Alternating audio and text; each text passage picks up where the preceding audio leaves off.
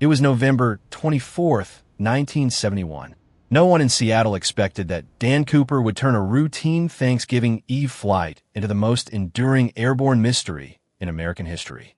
Northwest Orient Airlines Flight 305, a Boeing 727 carrying 38 passengers and a handful of crew, had completed the short hop from Portland to Seattle and was refueling for the final leg to San Francisco. A man in a dark suit, buying a one-way ticket under the name Dan Cooper, sat quietly in the rear and handed a folded paper to a flight attendant. In block letters it warned he had a bomb. His demands were stark and precise. $200,000 in negotiable American currency, equivalent to over $1 million today, for parachutes and fuel. The airline and the terrified crew complied. By nightfall, after passengers had been released in Seattle, the plane, now with cash and parachutes on board, taxied out into rain and low clouds. Cameras capture a man walking calmly toward the aircraft's rear airstair. At about 8:13 p.m., somewhere over southwestern Washington in the sparsely populated stretch near the Columbia River Gorge, the aft staircase was lowered into the wind. Dan Cooper climbed down and vanished into the black, into a rainstorm and a cold November sky. What followed was an extraordinary, exhaustive investigation. The FBI opened one of its longest-running manhunts. Agents scoured the Cascade foothills, interviewed thousands, tracked serial numbers on the ransom bills, and chased dozens of leads. For decades, the agency pursued suspects, Vietnam veterans with parachute experience, airline and military personnel who might have known the 727's quirks, but never found a body, never recovered the bulk of the money, and never produced a definitive identity. Then, in 1980, a boy waiting on the north bank of the Columbia River near Vancouver, Washington, found a small, salty bundle of decaying $20 bills, $5,800 in all. Many of the serial numbers matched the ransom.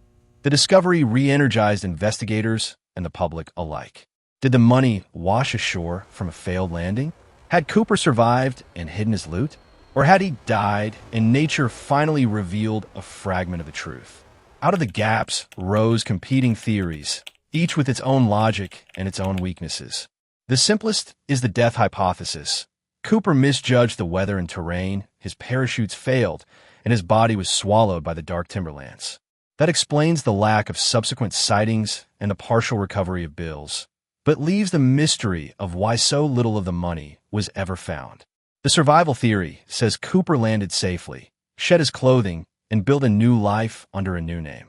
Supporters point to the fact that the cash was buried and partially decomposed, consistent with deliberate concealment and later erosion. But critics ask why a man so meticulous during the hijacking would scatter identifying bills and never contact anyone. Then there are conspiratorial strands that plea for inside knowledge. The idea that Cooper was an airline or military insider who exploited familiarity with the 727's unique aft airstair, or that the FBI botched the investigation and suppressed evidence. Over the years, suspects were named publicly, some notorious, some marginal, but every major claim ultimately dissolved under scrutiny. The press coined the name D.B. Cooper by mistake. The man who bought the ticket was Dan Cooper. The FBI ran covert tests, polygraphs, and raids, but by 2016 the agency announced it had suspended active leads after decades of searching while keeping the file open for new evidence.